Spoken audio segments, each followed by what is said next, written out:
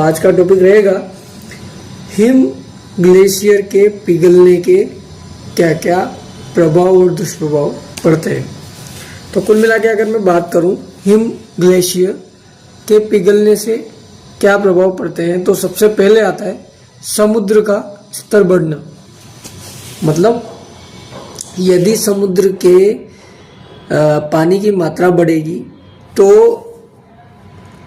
उससे सबसे पहले जल बढ़ेगा, और जो जल है वो खारे प्लस मीठे दोनों पानी में एक मिश्रण बनेगा, तो हमारा जो ताज़ा पानी है उसकी भी क्वांटिटी कम होगी, और बाढ़ और कटाव जैसी समस्या आए दिन जो हमें देखने को मिलती है पहाड़ों में, वो हमें देखने को मिलेगी। ठीक है, और मेन मुद्दा तो यही है, ताज़े पानी की कमी होगी। अगर हिम ग्लेशियर बढ़ेगा तो समुद्र स्तर के बढ़ने से ये भी इफेक्ट आता ही है, और यदि ताज़े पानी की कमी होगी तो जो हम पानी यूज़ करते हैं, यूटिलाइज करते हैं, वो भी कम होगा, और उससे हमारे जो डेली जैसे सिंचाई और बिजली उत्पादन के लिए हमें जो पानी मिलता है उसमें भी कमी आ जाएगी।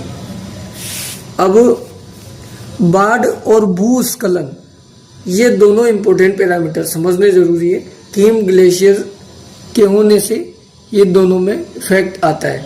मेन मुद्दा तो इनका यही है कि पेड़ की कटाई और भारी बारिश की वजह से ही हमारे पास बाढ़ और भूस्खलन जैसी समस्याएं आती है।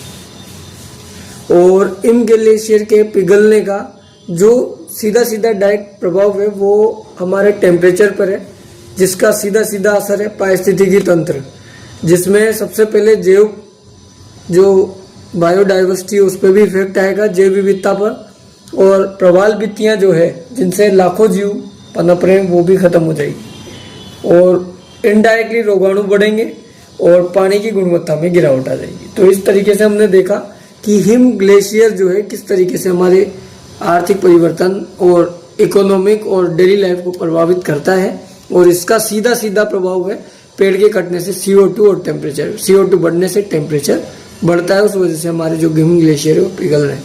बाकी तो सारी चीज़ें मैं डायरेक्टली वीडियो के साथ अटैच कर दूंगा। लाइक, सब्सक्राइब एंड शेयर जरूर करें।